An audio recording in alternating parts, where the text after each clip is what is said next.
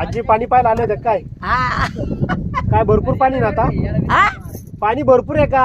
ना पाटाला ना अजून पाणी सुट ना आपल्या पाटाला. आता पाणी आलंय ते ओके आहे का? हा, ते पण बंडारा भरला नाही ना अजून. भरला भरला भंडारदारा. भरला हो तरी पण इकडं पाणी एवढं नाही ना. येईल नाही आपले कालवे.